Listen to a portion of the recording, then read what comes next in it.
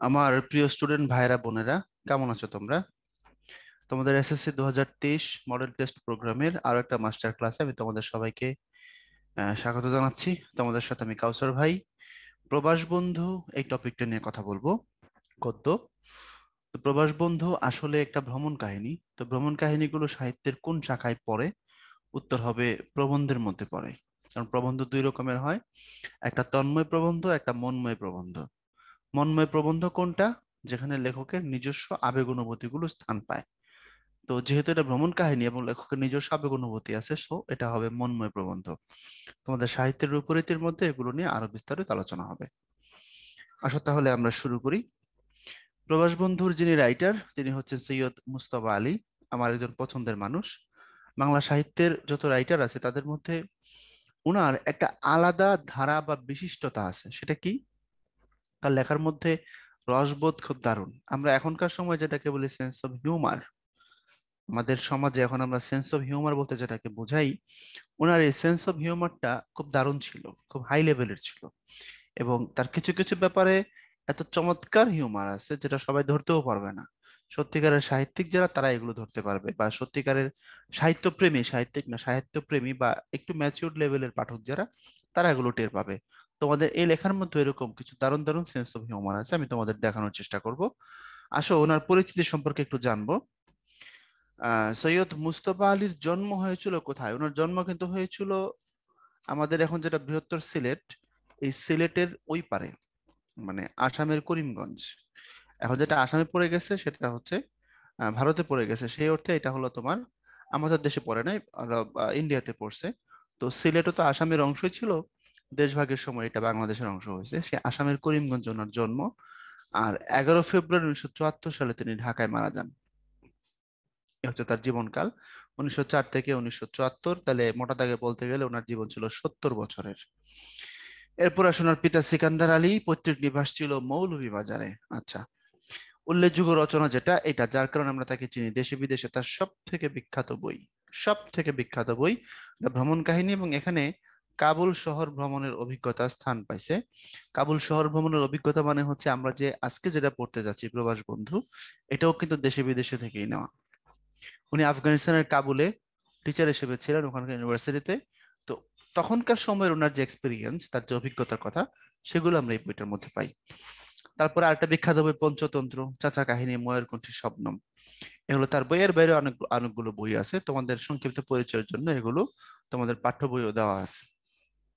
এরপরে আসো, এই যে উৎস, দেশে বিদেশে গ্রন্থের পঞ্চদশ অংশ, অর্থাৎ দেশে বিদেশে যে বইটা, তার 15তম চ্যাপ্টার থেকে এটা নেওয়া। প্রবাস বন্ধু মানে প্রবাসের বন্ধু। আব্দুর রহমান নামে একজনের সাথে রাইটারের পরিচয় হয়েছিল কাবুলে যাওয়ার পরে। তো কাবুলে যখন তিনি পৌঁছাইলেন, তখন তার দেখাশোনা করার জন্য একজন কাজের লোক দরকার। তো কাজের লোক হিসাবে উনি পেয়েছিলেন কাকে? আব্দুর রহমানকে। আব্দুর রহমান কেমন? বিবরণে আসছে প্রায় 6 ফুট 4 ইঞ্চি লম্বা। তো বাংলাদেশের প্রেক্ষাপটে 6 ফুট হইলে কিন্তু আমরা অনেক বিশাল লম্বা মনে করি। আমাদের বাঙালিদের গড় উচ্চতা 5 ফিট 5, 6 এর আশপাশে, তাই না? আর যারা হচ্ছে আম, সেনাবাহিনী বা নৌবাহিনী, বিমান বাহিনী, পুলিশে যেখানে চাকরি করে, এরা একটু টল, সেটা 4-এর উপর থেকে কাউন্ট করা হয়। তো গড় উচ্চতা বললে 4, 5, 6 এর আশেপাশে আমাদের বাঙালিদের গড় উচ্চতা। তো সেখানে যদি তুমি একজন মানুষকে দেখো যার উচ্চতা 6 ফুট 4 ইঞ্চি, তো কেমন লাগবে? প্রথমত তোমার মনে হবে যেটা বিশাল কিছু আমার সামনে, নাম্বার ওয়ান। নাম্বার টু, এত তার উচ্চতার কথা গেল, বাদ বাকি বিষয় যদি বলি, তার শরীরটা বিশাল। রাইটার এক জায়গায় বলছে তোমার বপুটার সঙ্গে আমার তনুটা মিলিয়ে দেখো দেখিনি। মানে আব্দুর রহমান নিজে যেমনটা খায়, কারণ অত বড় শরীর, এটা তার হাওয়ায় চলবে না, খাওয়া দাওয়া লাগবে। তো উনি নিজে যেমনটা খায় আব্দুর রহমান, উনি ভাবছিল যে রাইটার বুঝি মানে সৈয়দ মুস্তফা আলী উনিও বুঝি এমনই খাবেন। কিন্তু উনি তো এমন খাইতে পারেন নাই। খুব গড়পড়তা বাঙালি যেমন খায় তেমনই খান। তো যখন আব্দুর রহমান জিজ্ঞাসা করলো যে আমার রান্না কি হুজুরের পছন্দ হয়নি, তখন বললো যে এটা কি বলো তুমি? আমি আর কি খাইতে খাইতে মরে যাব নাকি? তোমার বপুটার সঙ্গে আমার তনুটা মিলিয়ে দেখো দেখিনি। মানে তোমার বিশাল শরীরের সাথে আমার শরীরটাকে কম্পেয়ার করে দেখো তো আসলে কেমন দেখায়। তোমার যতটা খাবার ডিমান্ড অতটা তো আর আমার ডিমান্ড না, আমি তোমার লেভেলে খাইতে পারবো না। এটাই তো স্বাভাবিক, তাই না? এ কথা বললেন রাইটার। নাম্বার থ্রি, তার হাত কেমন ছিল? আমাদের হাত কেমন দেখতে? As usual. তো বলছে এত লম্বা যে 2 হাত একেবারে ছেড়ে দিলে সেটা অলমোস্ট হাঁটুর কাছাকাছি চলে আসে লম্বায়, এত লম্বা তার হাত। আর আঙ্গুল বলছে মর্তমান কলার মতো। মর্তমান কলা মানে হচ্ছে বার্মা বা মিয়ানমারের মার্তাবান দ্বীপ নামে একটা দ্বীপ আছে, ওখানে প্রচুর পরিমাণে কলা জন্মে এবং এই কলাগুলো খুব লম্বা হয়। আমাদের এখনকার বাংলাদেশে যে সাগর কলা আমরা বলি, এই সাইজের কলা। বলছে মর্তমান কলার মতো হচ্ছে তার আঙ্গুল। এই হচ্ছে তার অবস্থা। নাক খুব যে একটা বড় এমন না, মাথাটা ছোট। বেবি সাইজের হেড দিলেও কান পর্যন্ত চলে আসবে। তো কান পর্যন্ত চলে আসার অর্থ কি? বেবি সাইজের হেড, মাথাও তো বড় না, ছোটখাটো একটা মাথা। বাচ্চাদের হেড দিলেও বা ক্যাপ দিলে সেটা চলে আসবে কান পর্যন্ত, মানে মাথা খুব বড় না। যে লোকটার মাথাও তো বড় না, নাক অত বেশি উঁচু না, চেহারাটার গঠনটা বোঝা যাচ্ছে যে খুব আকর্ষণীয় এমন না, গাল্ট বলা হচ্ছে ফর্সা।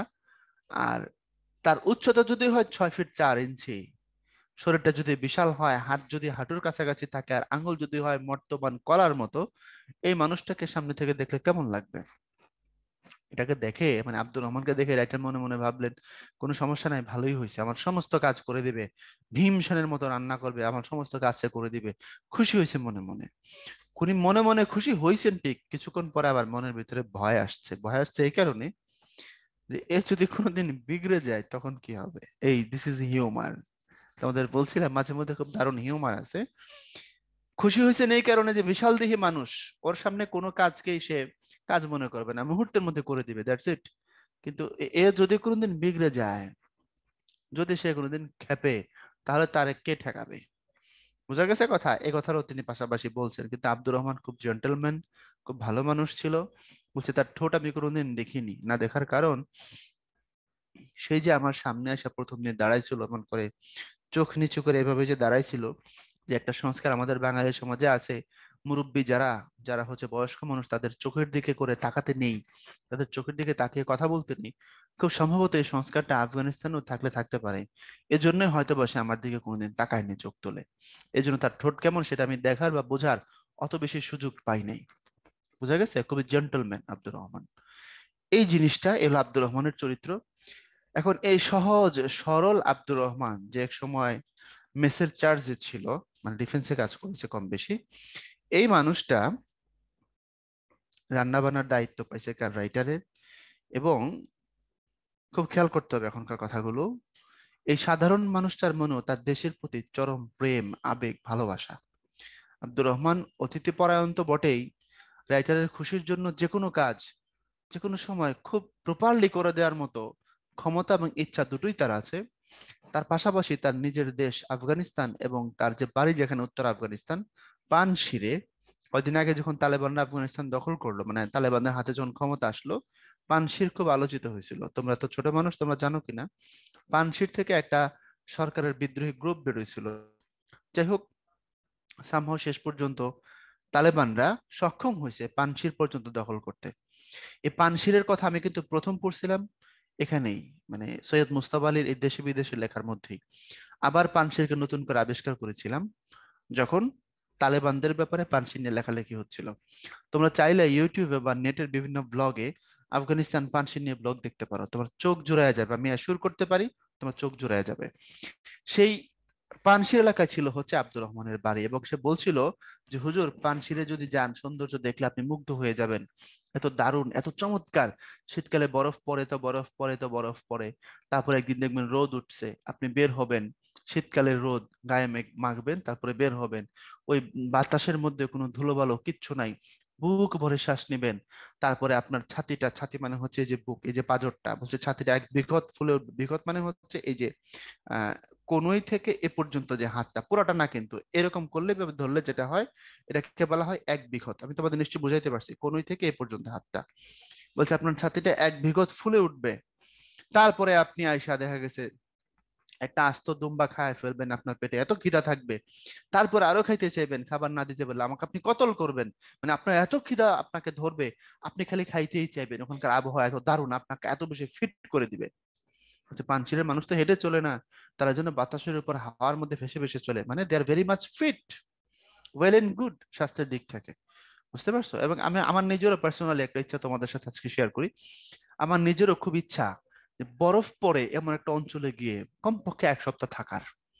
কারণ ঢাকা শহরে যে ধুলাবালুর মধ্যে আমরা থাকি, এটা খুবই কষ্ট দেয়, তাই না? মাঝে মধ্যে রাস্তা দিয়ে শ্বাস নেওয়া যায় না ধুলাবালুর কারণে। বৃষ্টি হলে কিছুটা স্বস্তি পাই আমরা, তাই না? তো আমার নিজেরও একটা ইচ্ছা, কোথাও গিয়ে এখানে বরফ পড়ে ওর আশপাশে কোনো এলাকাতে মোটামুটি 7 দিন কাটানো কমপক্ষে। দেখা যাক আল্লাহ কি চায় আমার জন্য। আসো তাইলে আমরা এখানকার কথাগুলো জানলাম প্রবাস বন্ধু থেকে, আরো কি কি জিনিস আছে সেগুলো দেখবো। লেখক বাসা পেয়েছিলেন কাবুল থেকে 2.5 মাইল দূরে খাজা মোল্লা গ্রামে। খাজা মোল্লা এটা গ্রামের নাম, তুমি এবার ভাইবো না এটা কোন এক মোল্লা বা হুজুরের নাম বলা হয়েছে। বুঝতে পারছো, এটা গ্রামের নাম। অধ্যক্ষ জিরার যাতে ফরাসি, মানে ওই কলেজের বা ইউনিভার্সিটির যিনি প্রফেসর ছিলেন, অধ্যক্ষ ছিলেন আর কি, মানে আমরা যেটাকে বলি হচ্ছে তোমার হেডমাস্টার, কলেজের ক্ষেত্রে বলা হয় প্রিন্সিপাল। হ্যাঁ, প্রিন্সিপাল উনি ছিলেন যাতে ফরাসি, একজন ফ্রেঞ্চ মানুষ, ফ্রান্সের মানুষ। আব্দুর রহমান হরফন মৌলা বা সকল কাজের কাজী, অর্থাৎ অধ্যক্ষ জিরার সাহেব যখন পরিচয় করে দিয়েছিলেন রাইটারের সাথে, হচ্ছে আব্দুর রহমান আপনার সমস্ত কাজ করে দিবে, রান্না বান্না থেকে খুন খারাপি, অর্থাৎ আপনি যাই তাকে আদেশ করবেন কোনো ব্যাপার না, সব সে প্রপারলি করে দিতে পারবে। এই জন্য বলা হয়েছে তো সে সকল কাজের কাজী। কাবুল শহরে লেখক দুটি নরদানব দেখেছেন, এর একটি আব্দুর রহমান, আরেকটাকে আমরা এই লেখার মধ্যে সেটা পাই না। নরদানব মানে হচ্ছে আসলে নর বা মানুষ, কিন্তু তার বডি টডির সাইজ এমন দেখলে মনে হয় দানব, দানবীয় সাইজ। আব্দুর রহমানের উচ্চতা 6 ফুট 4 ইঞ্চি, মানে খুব হাইট মারাত্মক ছিল। আব্দুর রহমানের পরনে সিলওয়ার কুর্তা ওয়াসকিট। সিলওয়ার কুর্তার ওয়াসকিট বুঝো? সিলওয়ার তো আমরা যেটা এখন সালোয়ার বলি, ওরকম মানে পাজামা আর কি। আর কুর্তা হচ্ছে তোমার শার্টের মতো একটু লম্বা, ওই যে এখনকার ছেলেপেলেরা আমরা যেটাকে কাবলি বলি, এই টাইপের একটা কুর্তা। আর ওয়াসকিট তার উপরে ফতুয়ার মতো, ওই যে মুজিব কোটের মতো একটা জামা আছে না, হুজুরা দেখবা তোমার পাঞ্জাবির উপর দিয়ে পরে, হ্যাঁ, এই যে হাতা কাটা এরকম, এটাকে ওয়াসকিট বলে। পাগমানের পাহাড় থেকে বরফ আসে, অর্থাৎ ফালুদা তৈরির যে বরফ, ফালুদা আমাদের সবারই কম বেশি পছন্দের খাবার। এই ফালুদা তৈরির বরফ, ওখানে এটা জিজ্ঞাসা করছিল যে বরফ কোথায় পাও, বলছে পাগমানের পাহাড় থেকে নিয়ে আসি। আমরা শীতকালে বরফকে কি করি, গর্ত করে রেখে দিই, আর পরবর্তীতে গ্রীষ্মের সময় ওটাকে তুলে গাধা বোঝাই করে করে নিয়ে আসি। পল্টনে মেসের চার্জ থেকে 1 মাস পূর্বে খালাস পেয়েছিল আব্দুর রহমান। বুঝতে পারছো, মানে যেখানে সে থাকতো আগে। পেঁয়াজ ঘিয়ের ঘন কাঠে শেরখানেক দুম্বার মাংস, অর্থাৎ শেরখানেক মানে আমাদের ল্যাঙ্গুয়েজে 1 সের বলতে আমরা এখন 1 কেজি বুঝি, বলছে ওই রকমই শেরখানেক দুম্বার মাংস।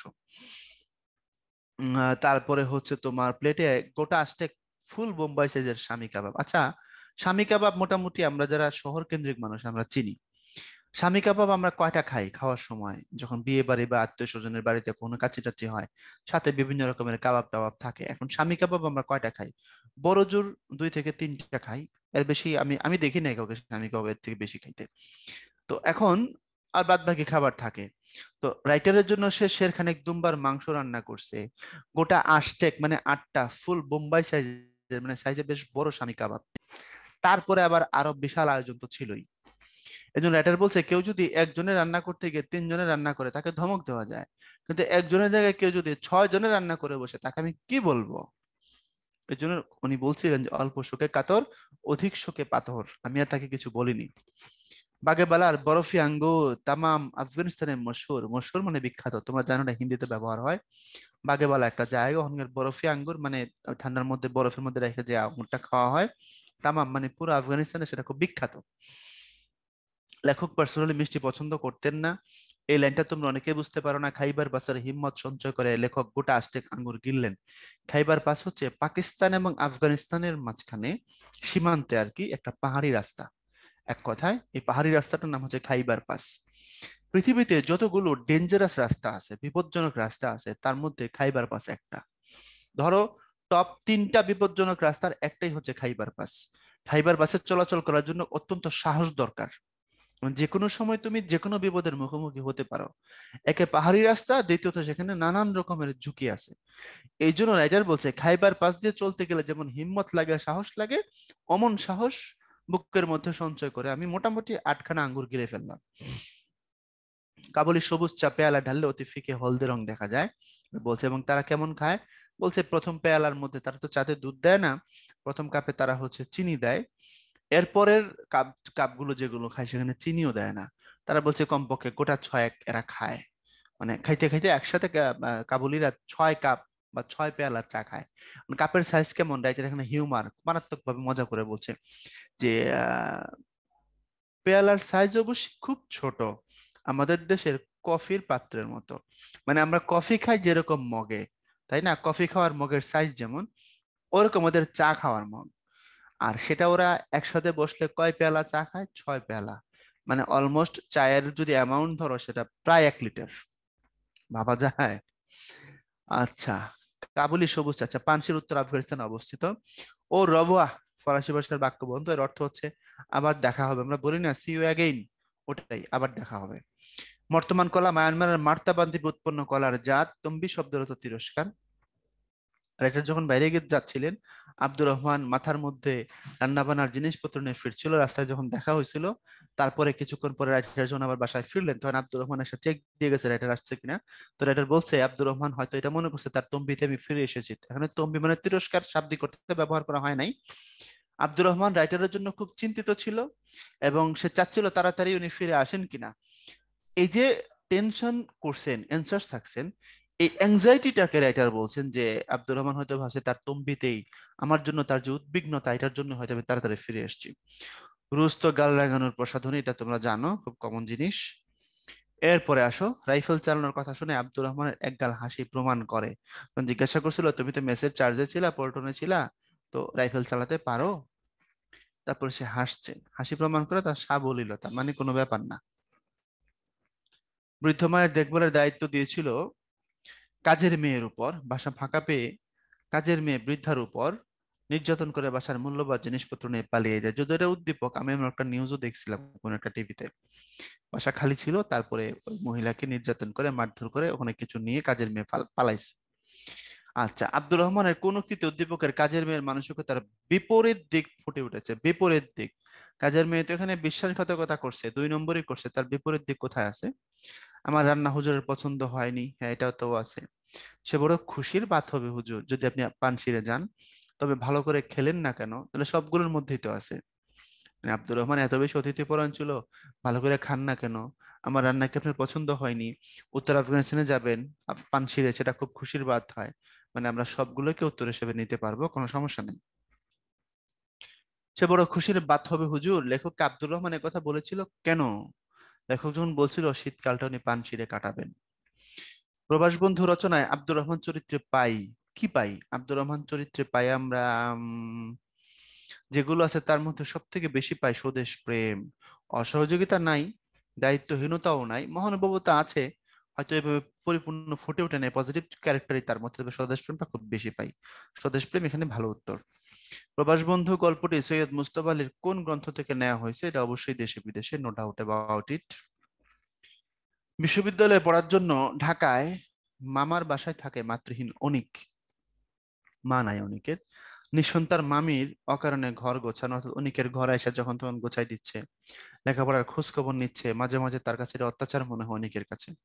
বিশেষ করে খাওয়া দাওয়ার ব্যাপারে সে কিছুতেই মামিকে খুশি করতে পারে না। মানে মামি চায় খুব খাবে অনিক, এটা খাবে ওটা খাবে, হ্যাঁ খুব ভালো মতো খাওয়া দাওয়া করবে এই ছেলেটা, এটা চায় হচ্ছে মামি। কিন্তু অনিক সবসময় যে ঠিকঠাক মতো খাওয়া দাওয়া করতে পারে এমন না, তাই না? অনেক সময় যে মামিকে খুশি করতে পারে না, অর্থাৎ মামি চায় আরো বেশি খাবে, অনেক অতটা খাইতে পারে না। আচ্ছা, উদ্দীপকে অনিকের অবস্থা প্রভাস বন্ধু রচনার কোন উক্তিতে স্পষ্ট ফুটে উঠেছে? আমার ভৃত্য আগা আব্দুর রহমান এককালে মেসের চার্জে ছিলেন না। তোমার বপুরার সঙ্গে আমার তোটা মিলে দেখো দেখিনি। এটা দেখিনি মানে দেখো তো। তাড়াতাড়ি এই অভয় বানিয়ে দিল, মাথা নিচু করে বলো না, এটাই তোমার বপুটার সঙ্গে আমার তোনোটা মিলিয়ে দেখো দেখিনি, এটাকে নিতে পারবো। বিশ্ববিদ্যালয়ে পড়ার জন্য ঢাকায় মামার বাসায় থাকে। আচ্ছা, অনেক অনেক থেকে আবার পরের কোশ্চেন। উদ্দীপকের মামি এবং প্রবাস বন্ধু রচনার মধ্যে আব্দুর রহমানের মধ্যে সাদৃশ্য, গভীর মমত্ববোধ, হ্যাঁ। কর্তব্যের সচেতনতা, হ্যাঁ। আতিথেয়তার আতিশয্য, হ্যাঁ। আতিথেয়তার আতিশয্য মানে খুব বেশি বাড়াবাড়ি লেভেলের হসপিটালিটি, আতিথেয়তা করা। তো আমরা তিনটাকে উত্তর হিসেবে নিলাম। চা খাওয়া শেষ করে আব্দুর রহমান কত মিনিটের জন্য বেরিয়ে গেল? 10 মিনিট বলাই আছে ওখানে। আব্দুর রহমানের বিবেচনা পৃথিবীর শ্রেষ্ঠ স্থান কোনটা? পানশির। উত্তর আফগানিস্তানের পানশির পৃথিবীর শ্রেষ্ঠ স্থান। শ্রেষ্ঠ স্থান কেন? কারণ ওটা তার জন্মস্থান, সেটাকে সে খুব পছন্দ করে, তার বিভিন্ন গুণ কীর্তন সে রাইটারের কাছে বলছে। তম্বি শব্দের অর্থ কি? তিরস্কার, শাব্দিক অর্থ যদি বলি। আর এখানে লেখক অ্যাংজাইটি বা চিন্তিত হওয়া, তো খুব দুশ্চিন্তা করা এই অর্থে ব্যবহার করেছেন। আব্দুর রহমানকে লেখক নরদানব বলেছেন কেন? আচরণের জন্য না, শারীরিক গঠনের জন্য, হ্যাঁ।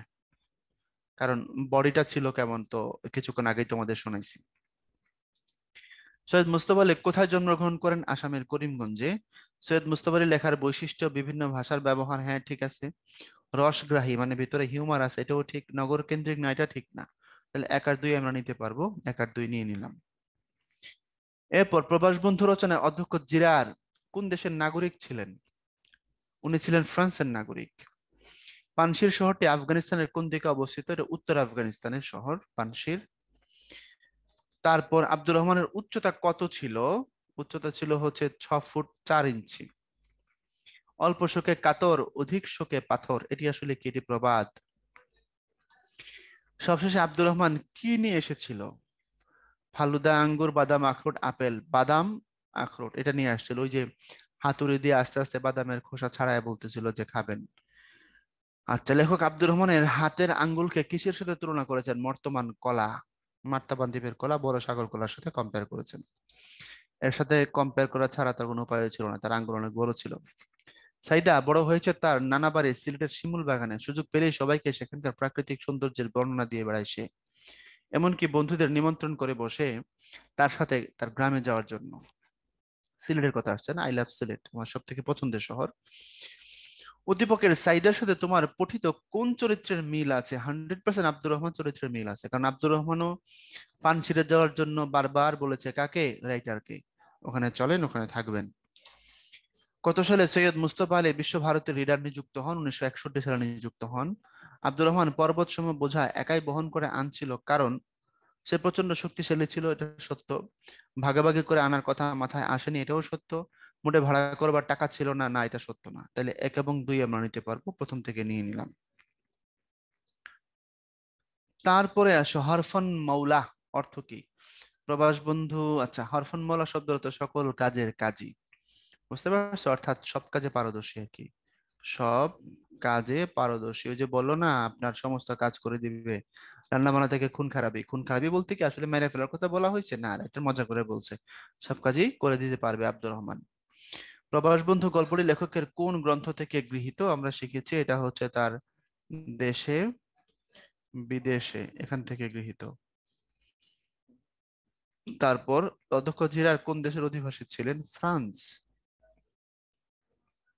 ফ্রান্সের মানুষদেরকে ফরাসি বলে। তোমরা আবার একটা জিনিস অনেকে প্যাচ লাগাই দাও, আমি ঠিক করে দিচ্ছি। দেখো, ফরাসি যে ভাষাটা, এটা ভেরি ক্লোজ টু ইংলিশ, বুঝতে পারছো? এবং এটা ফ্রান্সের ভাষা। আর ফার্সি যে ভাষাটা, ফার্সি, এটা ভেরি ক্লোজ টু অ্যারাবিক, এবং এটা প্রকৃতপক্ষে ইরানের ভাষা। এই ফরাসি ভাষাটা ইংলিশ লেটারে লেখা হয়, ফার্সি ভাষাটাও অ্যারাবিক লেটারে লেখা হয়। আশা করি আর কোনো গোলমাল হবে না। আরবি ফার্সি কাছাকাছি, ইংরেজি ফরাসি কাছাকাছি, মনে থাকবে। এরপর আসো, কাবুলের কোন গ্রামে লেখক বাসা পেলেন? আমরা শিখেছি এটা খাজা মোল্লা গ্রাম। খাজা মোল্লা নামের একটা গ্রামে উনি বাসা পাইছিলেন। আব্দুর রহমানের বাড়ি কোথায়? পানশিরে। প্রবাস বন্ধু রচনার লেখককে? সৈয়দ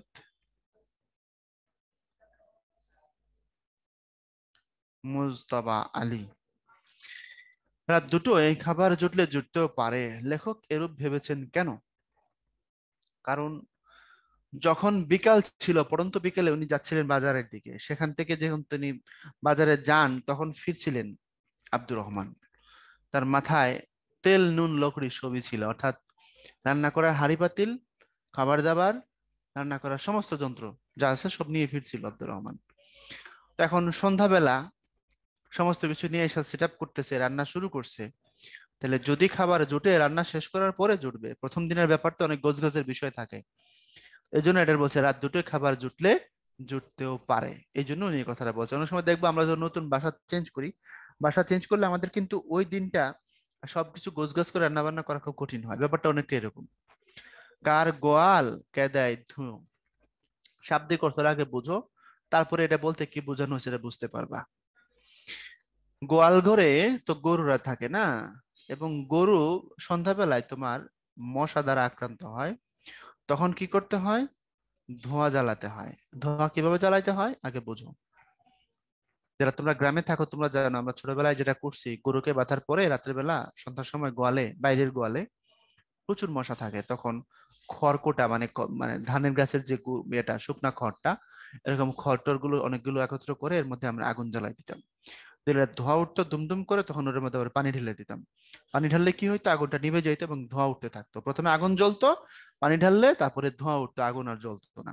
দীর্ঘক্ষণ ধরে ওই ভেজা তোমার খড়কুটা গুলো আস্তে আস্তে আস্তে আস্তে জ্বলতো এবং ধোঁয়া উঠতো, আর ধোঁয়া উঠলে মশা চলে যাইত।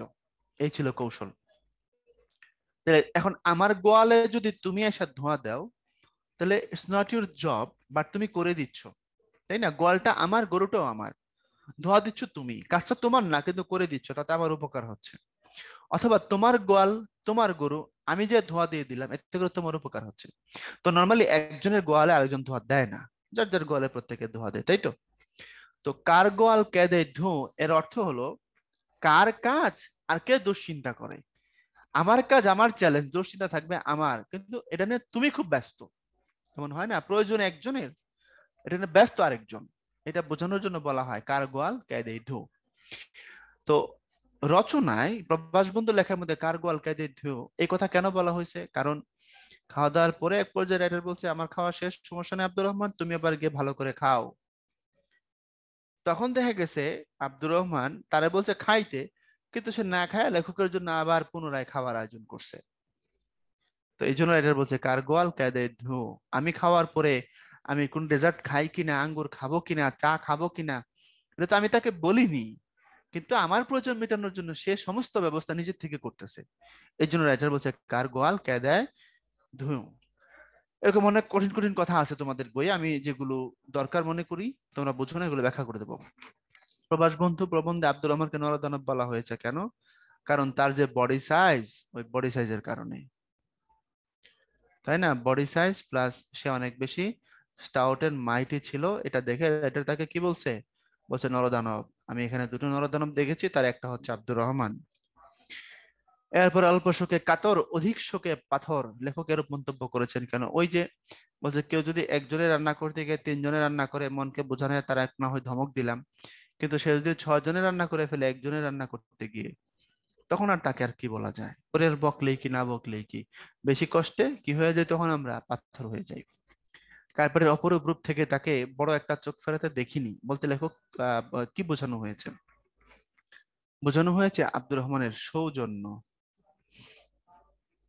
আব্দুর রহমানের বিগ কার্টেসি। বিগ কার্টেসি এই জন্য বললাম কারণ এই কথাটা আমাদের বাঙালি কালচারেও আছে। কালচারে কেমন যে মুরব্বিদের চোখে চোখে কখনোই কি হতে হয় না, কথা বলতে হয় না। তুমি যখন কথা বলবে ডিরেক্ট তার চোখের দিকে চোখ রাখে না। সো এটা একটা মিনিমাম ভদ্রতা, এবার সব সময়ের ক্ষেত্রে না, তাই না? তো কার্পেটের অপরূপ রূপ থেকে তাকে বড় একটা চোখ ফেরাতে দেখিনি মানে হচ্ছে আব্দুর রহমান হয়তো রাইটারকে এত বেশি সমীহ করতো, ভেতর থেকে এত সম্মান করতো। আব্দুর রহমান চায়নি যে আমার কোনো আচরণে, কোনো কথায়, কোনো অঙ্গভঙ্গি, কোনো বডি ল্যাঙ্গুয়েজে রাইটার কষ্ট পাক। এই সৌজন্য এবং ভদ্রতার কারণেই সে কি করেনি, চোখ তুলে কোনোদিন তাকায়নি রাইটারের দিকে, কথা বলেনি ওইভাবে।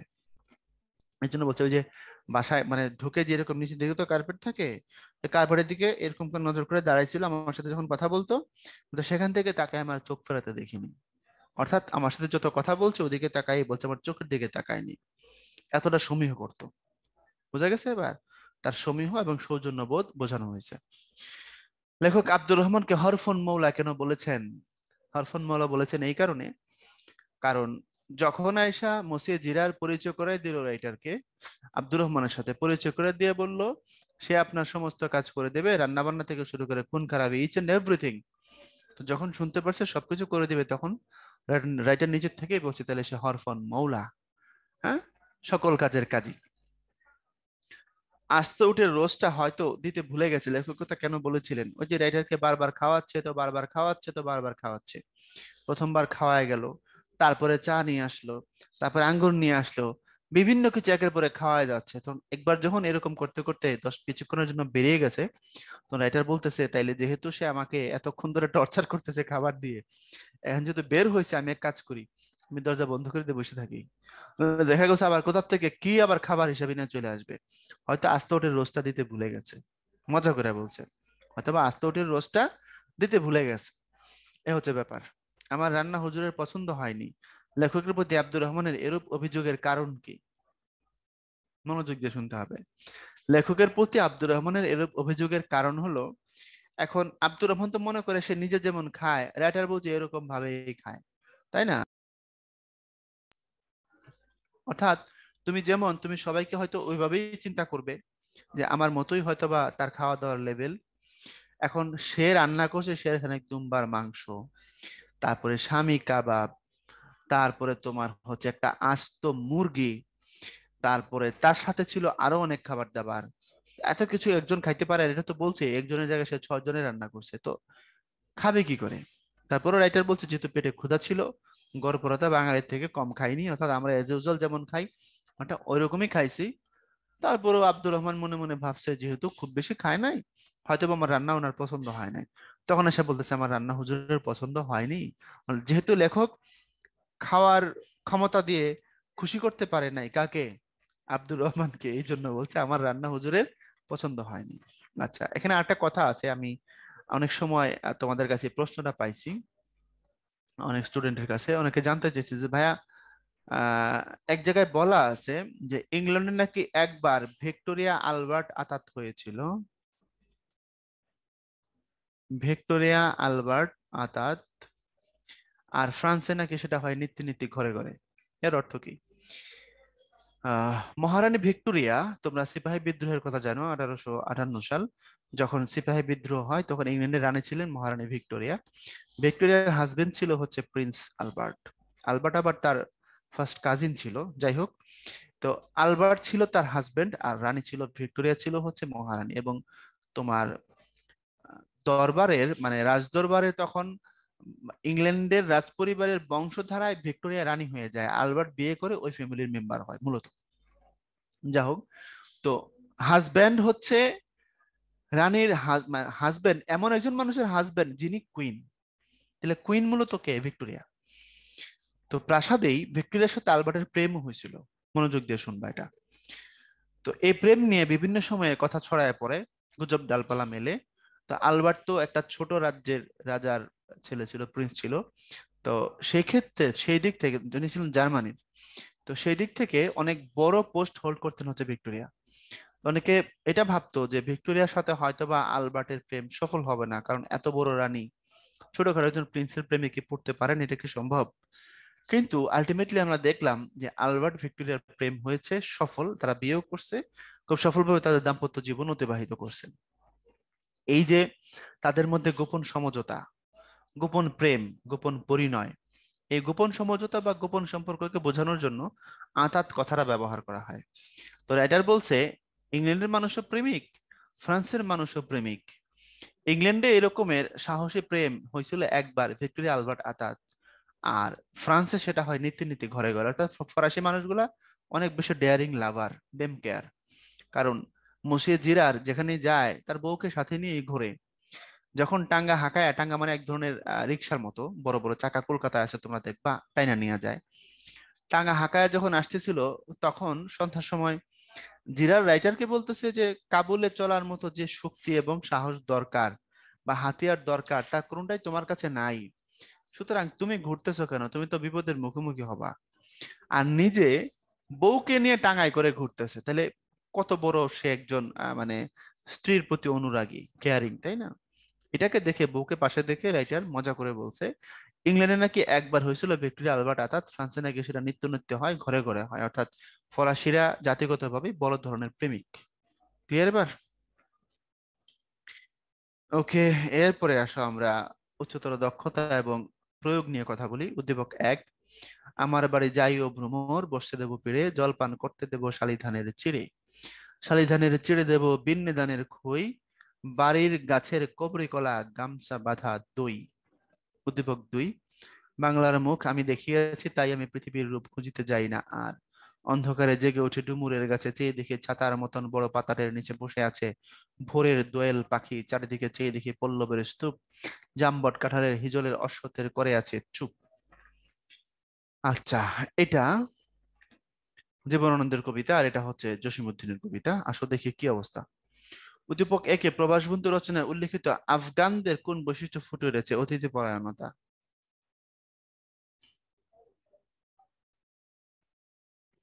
হসপিটালিটি, তাই না? কারণ আমার বাড়ি যায় ভ্রমর, বসতে দেব পিড়ে, জল পান করতে দেব শালিধানের চিড়ে, শালিধানের চিড়ে দেব বিন্নি ধানের খই, বাড়ির গাছের কবরি কলা, গামছা বাঁধা দই। মানে অতিথি পরায়ণতা। ক্লিয়ার? আচ্ছা, তাহলে প্রবাস বন্ধু রচনা উল্লেখিত আফগানদের কোন বৈশিষ্ট্য? অতিথি পরায়ণতা। কিভাবে ব্যাখ্যা করবা? যেভাবে step by step Abdur Rahman রাইটারের পরিচর্যা করছে বা অতিথি পরায়ণতার পরিচয় দিছে, খাওয়া দাওয়া রান্না বান্না থেকে শুরু করে প্রত্যেকটা পয়েন্টে, তো ঠিক এই কথাটাই উদ্দীপক একে বলা আছে। ভ্রমরকে আসতে বলতেছে, পিড়ে দেবে বলতেছে, জলপান করতে দিবে, ইত্যাদি ইত্যাদি। তাহলে এখানে উদ্দীপক একে অতিথি পরায়ণতা, আফগানদের অতিথি পরায়ণতা এটার সাথে ম্যাচ করে গেছে। ক্লিয়ার? দুই, উদ্দীপক দুই এ প্রবাস বন্ধু রচনার আব্দুর রহমান একটি বিশেষ চেতনা প্রতিফলিত হয়েছে, মন্তব্যটি বিশ্লেষণ করো। খেয়াল করো, জীবনানন্দ মানে রূপসী বাংলার গুণগান। তাহলে বাংলার মুখ আমি দেখিয়াছি, তাই আমি পৃথিবীর রূপ খুঁজিতে যাই না। জীবনানন্দ বলছে বাংলার রূপ কেমন সেটা আমি দেখছি, তাই পৃথিবীর রূপ আমার কাছে ম্যাটার করে না, আমি আর দেখতে যাই না। এরপরে বাংলার কিছু আবহমান কালের চিত্রের কথা বলছে। অন্ধকারে জেগে ওঠা ডুমুরের গাছে চেয়ে দেখি, ছাতার মতন বড় পাতাটের নিচে বসে আছে ভোরের দোয়েল পাখি। তার চারদিকে কি দেখছে আবার? পল্লবের স্তূপ, জাম বট কাঁঠালের হিজলের অশ্বত্থের করে আছে চুপ। এখন বলছে উদ্দীপক দুয়ে প্রবাস বন্ধু রচনার আব্দুর রহমানের একটি বিশেষ চেতনা, স্বদেশ প্রেম। কথা বুঝতে পারছো? স্বদেশ প্রেম প্রতিফলিত হয়েছে, মন্তব্যটি বিশ্লেষণ করো। এখানেও তো স্বদেশ প্রেম, তাই না? আমরা এখানে যেমন দেশের রূপ সৌন্দর্য বর্ণনা করা হয়েছে দেশপ্রেমের দৃষ্টিকোণ থেকে, ঠিক আব্দুর রহমানও লেখককে বারবার বলছে যে আপনি পানশির চলেন উত্তর আফগানিস্তান, সেখানে গেলে বুঝতে পারবেন প্রকৃতি কত সুন্দর। এই কথাগুলো বলছেন। সুতরাং এখানেও স্বদেশ প্রেম আর এখানেও স্বদেশ প্রেম, দুইটা মিলেমিশে কি হয়ে গেল? একাকার হয়ে গেল। এরপরে তুমি পানশির কেমন বর্ণনা হয়েছে, অর্থাৎ আব্দুর রহমানের চোখে রাইটার কিভাবে পানশিরকে দেখেছেন, পানশিরের সৌন্দর্য আব্দুর রহমানের চোখ দিয়ে কিভাবে দেখছেন, এই জিনিসগুলো নিয়ে আলোচনা করলেই উত্তর হয়ে যাবে। কক্সবাজারের রকিব ও নেপালের নবীন দুজনেই চট্টগ্রামের একটি বিশ্ববিদ্যালয়ে পড়ে। রকিব ঈদের ছুটিতে নবীনকে তাদের গ্রামের বাড়ি নিয়ে যায়। দুজনে সমুদ্র সৈকত, পাহাড়, ঝর্ণা, বৌদ্ধ মন্দির, শহীদ মিনার প্রভৃতি স্থানে ঘুরে বেড়ায়। রকিবের পরিবারের অন্য সদস্যরা তাকে অত্যন্ত আন্তরিকভাবে গ্রহণ করে। তাদের আদর আপ্যায়ন ও আতিথেয়তায় নবীন এতই মুগ্ধ হয় যে বিদায় বেলা অশ্রু সিক্ত হয়ে যায়। আচ্ছা, এখন দেখো কক্সবাজারের রকিব, নেপালের নবীন। তাহলে নবীনের বাড়ি কোথায়? নবীনের বাড়ি হচ্ছে নেপাল। রকিবের বাড়ি কোথায়? রকিবের বাড়ি হচ্ছে কক্সবাজার। আচ্ছা, দুজনে পড়াশোনা করে কোথায়? চট্টগ্রামের একটা ইউনিভার্সিটিতে, ধরলাম চিটাগাং বিশ্ববিদ্যালয়। রকিব ঈদের ছুটিতে নবীনকে তাদের গ্রামের বাড়িতে নিয়ে যায়, অর্থাৎ নেপালের ছেলেটা গেছে কোথায়? কক্সবাজারে বেড়াইতে। তখন তারা দুজনে সমুদ্র সৈকত দেখছে। হ্যাঁ, নবীন তো কোনদিন সমুদ্র সৈকত দেখবে না, এটাই স্বাভাবিক, কারণ নেপাল তো ল্যান্ডলক কান্ট্রি। ল্যান্ডলক তো বুঝো, চারদিকে ল্যান্ড, কোনো দিক থেকে তার সমুদ্রের সাথে টাচ হয় না। নেপাল ভুটান, নেপাল ভুটান দুটোই ল্যান্ডলকড। তো সমুদ্র সৈকত, পাহাড়, ঝর্ণা, বৌদ্ধ মন্দির এগুলো দেখছে, শহীদ মিনার দেখছে, এগুলো জায়গায় ঘুরে বেড়াইছে। আর রকিবের পরিবারের অন্য সদস্য যারা ছিল তারাও অত্যন্ত আন্তরিকভাবে নবীনকে গ্রহণ করছে। তাদের আদর আপ্যায়ন ও আতিথেয়তায় নবীন এতই মুগ্ধ হয় যে বিদায় বেলায় অশ্রুসিক্ত হয়ে যায়, চোখে জল আসে। উদ্দীপকে রকিবের আচরণে প্রবাস বন্ধু গল্পের আব্দুর রহমানের চরিত্রের যে দিকটি প্রকাশ পেয়েছে, আবার অতিথি পরায়ণতা, হ্যাঁ কেয়ারিং আর কি, তা ব্যাখ্যা করো। তাহলে ধরাই দিলাম আগেরটার মতোই, প্রবাস বন্ধু গল্পের লেখক ও উদ্দীপকের নবীন এক নয়। তুমি কি মন্তব্যের সাথে একমত? যুক্তি সহকারে লেখো। ডেফিনেটলি, কারণ নবীন পড়াশোনা করতে গেছিল একটা বিশ্ববিদ্যালয়ে, বন্ধুর সাথে গেছিল বন্ধুর বাড়িতে বেড়াইতে। আর রাইটার, উনি পড়াতে গেছিলেন কাবুলের একটা বিশ্ববিদ্যালয় as a teacher. Second, Rakib হলো নবীনের বন্ধু, তার বাড়িতে গিয়ে বেড়াইছে। কে বেড়াইছে? নবীন। আর প্রবাস বন্ধুতে রাইটার একজন পেশাজীবী এবং তিনি এক জায়গায় থাকছেন বাসা নিয়ে, সেখানে তার কাজ করে দিত যে লোকটা, তার সহযোগী ছিল, ওই ছেলেটা হচ্ছে তোমার, ওই মানুষটা হচ্ছে আব্দুর রহমান। তাইলে তোমার যেমনটা নবীনের সাথে রকিবের রিলেশন, তেমনটা রাইটারের সাথে আব্দুর রহমানের সম্পর্ক নয়। ভিন্ন জিনিস, ভিন্ন অ্যাঙ্গেল। তাছাড়া দুটা দেশ, সময়, প্রেক্ষাপট দুটোর মধ্যে ভিন্নতা আছে। তো এই মন্তব্যের সাথে তুমি বলবো আমি একমত, এরপর যুক্তি সহকারে কি করবা, উপস্থাপন করলে অ্যান্সার হয়ে যাবে। এরপরে আসো, এমন স্নিগ্ধ নদী কাহার, কোথায় এমন ধূম্র পাহাড়, কোথায় এমন হরিত ক্ষেত্র আকাশ তলে মেশে, এমন ধানের উপর ঢেউ খেলে যায় বাতাস কাহার দেশে, এমন দেশটি কোথাও খুঁজে পাবে না কো তুমি, সকল দেশের রানী সেজে আমার জন্মভূমি। বুঝতেই পারছো, রিয়েল রায়ের গান।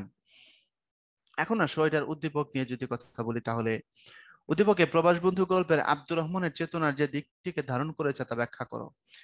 আচ্ছা, বিষয় বর্ণনায় সাদৃশ্য থাকলে উদ্দীপক ও প্রবাস বন্ধু ভ্রমণ কাহিনীর মধ্যে রয়েছে বিস্তর বৈপরীত্য। তোমার উত্তরের সপক্ষে যুক্তি দাও। কাম টু দ্য পয়েন্ট, খেয়াল করো। এমন স্নিগ্ধ নদী কাহার, কোথায় এমন ধূম্র পাহাড়, কোথায় এমন হরিত ক্ষেত্র মানে সবুজ ক্ষেত্র আকাশ তলে মেশে, এমন ধানের উপর ঢেউ খেলে যায় বাতাস কাহার দেশে, এমন দেশটি কোথাও খুঁজে পাবে না কো তুমি, সকল দেশের রানী সেজে আমার জন্মভূমি। বলছে উদ্দীপকে প্রবাস বন্ধু গল্পের আব্দুর রহমানের চেতনা যে দিকটিকে ধারণ করে, স্বদেশ ও প্রকৃতির প্রতি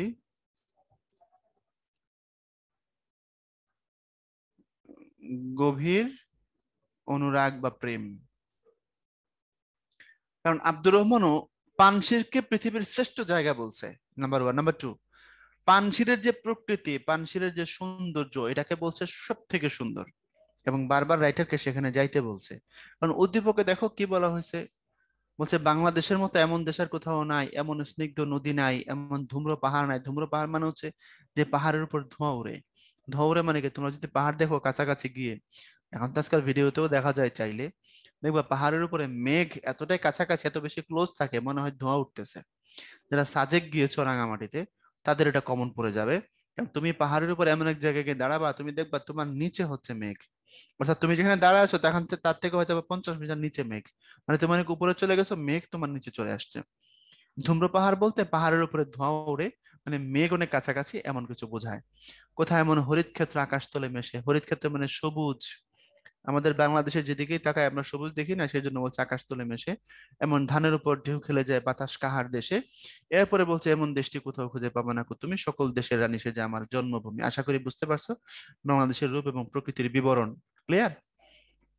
এরপরে বলছে উদ্দীপকে প্রবাস বন্ধু গল্পের আব্দুর রহমান চেতনার যে দিকটিকে ধারণ করে, তাহলে স্বদেশের রূপ এবং সে প্রকৃতির প্রতি গভীর অনুরাগ, স্বদেশ এবং স্বদেশের প্রকৃতির প্রতি গভীর অনুরাগ, এই হচ্ছে কথা।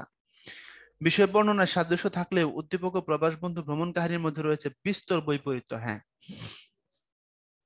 বিষয় বর্ণনায় সাদৃশ্য আছে, অর্থাৎ স্বদেশের রূপ বর্ণনায় সাদৃশ্য আছে। আব্দুর রহমান যেভাবে বিবরণ দিয়েছে স্বদেশের রূপের, এখানে হয়তো এরকম একটা বিবরণ, কিন্তু দুটার কাহিনীর মধ্যে বিস্তর বৈপরীত্য। হ্যাঁ, এখানকার যে কাহিনী বা যে চিত্র বলা হয়েছে, প্রবাস বন্ধুতে তো এমন কিছু না। প্রবাস বন্ধুর ঘটনা প্লট ভিন্ন জিনিস। রাইটার গিয়েছিলেন ওই জায়গায় এজ এ টিচার চাকরি করার জন্য, সেখানে থাকছেন এক জায়গায়, তার কাজ করে দিতে আব্দুর রহমান। তো ওই সূত্রে আব্দুর রহমানের কাছে শুনেছেন পানশিরের কথা, আব্দুর রহমানের ভিতর দিয়ে দেখেছেন পানশিরকে, আব্দুর রহমানের ভিতর দিয়ে তিনি পাইছেন আতিথেয়তা। সুতরাং দুটার মধ্যে কি আছে, বৈপরীত্য আছে, এটাই ছিল কথা। এরপরে আসো, ভ্রমণ কাহিনী অধ্যয়ন করলে এবং বিভিন্ন দেশে ভ্রমণ করলে বিভিন্ন স্থানের বিচিত্র প্রকৃতির ও ভৌগোলিক অবস্থা এবং সেখানকার মানুষের জীবনযাপন সম্পর্কে জানা যায়। সবাইকেই তার মাতৃভূমির প্রতি বেশ ভালোবাসা প্রকাশ করতে দেখা যায়। প্রাকৃতিক বা ভৌগোলিক অবস্থা যেমনই হোক, নিজ মাতৃভূমি সকলের কাছেই অনন্য। আচ্ছা, এখন দেখি উদ্দীপকে বর্ণিত দেশ ভ্রমণ প্রসঙ্গে প্রবাস বন্ধু গল্পে বর্ণিত অভিজ্ঞতার সাদৃশ্য আলোচনা করো। খুবই সিম্পল, খেয়াল করে এখানে বলছে কি, ভ্রমণ কাহিনী অধ্যয়ন করলে, বিভিন্ন দেশে ভ্রমণ করলে বিভিন্ন স্থানের বিচিত্র প্রাকৃতিক ভৌগোলিক অবস্থা এবং সেখানকার মানুষের জীবনযাপন জানা যায়। সবাইকে তার মাতৃভূমির প্রতি বেশ ভালোবাসা প্রকাশ করতে দেখা যায়। প্রাকৃতিক বা ভৌগোলিক অবস্থা যেমনই হোক, নিজ মাতৃভূমি সকলের কাছেই অনন্য অসাধারণ। কারণ উদ্দীপকে বর্ণিত দেশ ভ্রমণ প্রসঙ্গে প্রবাস বন্ধু গল্পে বর্ণিত অভিজ্ঞতার সাদৃশ্য। প্রবাস বন্ধু গল্পে এই অভিজ্ঞতা কার হয়েছিল, লেখকের হয়েছিল। লেখক কি করেছেন, আফগানিস্তান দেখেছেন, সেখানকার মানুষ দেখেছেন, সেখানকার কালচার বুঝছেন, ওই যে অতিথি পরায়ণতা বুঝছেন, তারা কেমন খায় এটা বুঝছেন। আব্দুর রহমান এত খাওয়ার পরে এসে বলতেছে আমার রান্না হুজুরের পছন্দ হয়নি, তখন রাইটার বলছে তোমার বপুটার সঙ্গে আমার তনুটা মিলে দেখো দেখিনি। তারপর তারা চা খায় একসাথে, মোটামুটি পেয়ালা ছয়েক, এবং চায়ের সাইজ কি বলছে, চায়ের কাপে বলছে অবশ্যই খুব ছোট, আমাদের দেশের কফির পাত্রের মতো। এর মানে তাদের খাবার দাবার, তাদের জীবন ধারণ, তাদের কালচার, তাদের অতিথি পরায়ণতা, তাদের আন্তরিকতা, সমস্ত কিছুকেই তিনি দেখেছেন। এমনকি আব্দুর রহমানের চোখে দেখে ফেলেছেন পানশির, নিজের চোখে চোখে দেখেছেন কাবুল। সুতরাং সাদৃশ্য আছে ডেফিনেটলি। বুঝতে পারছো কথাটা? তাহলে উদ্দীপকে বর্ণিত দেশ ভ্রমণ প্রসঙ্গে প্রবাস বন্ধু গল্পে বর্ণিত অভিজ্ঞতার সাদৃশ্য, এই হলো সাদৃশ্য। উদ্দীপকে প্রবাস বন্ধু রচনার সমগ্র মূলভাব ফুটে উঠেছে, এই উত্তরের সপক্ষে যুক্তি দাও। আচ্ছা, না, সমগ্র মূলভাব ফুটে উঠেছে এটা বলা যায় না। কারণ এখানে যে জিনিসগুলো বলছে দেখো, এখানে তোমার বলছে হচ্ছে তোমার প্রকৃতির কথা বলছে, তারপরে ভৌগোলিক অবস্থার কথাকে বলছে, তারপরে হচ্ছে তোমার জীবনের কথাকে বলছে, এরপরে স্বদেশ সহবাসার প্রতি না হয় ভালোবাসার কথাও ধরলাম। তো অনেকটাই ফুটে উঠছে বলা যায়, কিন্তু 100% ফুটে ওঠে নাই। এর বাইরেও প্রবাস বন্ধুর মধ্যে আমরা প্রকৃতি, ভৌগোলিক অবস্থা, জীবন ধারণ, ভালোবাসার পরেও আমরা আব্দুর রহমানের মাঝে কিছু জিনিস অতিরিক্ত পাই, সেটা হচ্ছে অতিথি পরায়ণতা, তাই না? তারপরে আমরা আরো কিছু যেটা পাই সেটা হচ্ছে তোমার আরো মানে প্রবাস বন্ধুর কল্যাণে আমরা মসিয়ে জিয়ার, যিনি ফরাসি মানুষটা ছিলেন, একটা ফরাসি, ওনার সম্বন্ধেও আমরা অনেক কিছু জানতে পারি। এরপরে আবার রাইটারের কিছু পার্সোনাল এক্সপিরিয়েন্স আছে, সেটাও আমরা কি করতে পারি, বুঝতে পারি। এই জন্য অনেকটাই ফুটে উঠছে, কিন্তু 100% ফুটে উঠছে এমনটা বলা যায় না। কথা ক্লিয়ার? কারণ এর থেকে অনেক বেশি কিছু আছেন।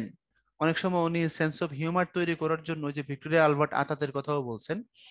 তো এই জায়গা থেকে ফোকাস ভিন্ন জায়গায় নিয়েও রাইটার কথা বলছেন। অনেকটাই ফুটে উঠেছে, তবে সবটা ফুটে উঠছে এমনটা বলা যায় না। তো আমরা একেবারেই শেষ প্রান্তে আসছি।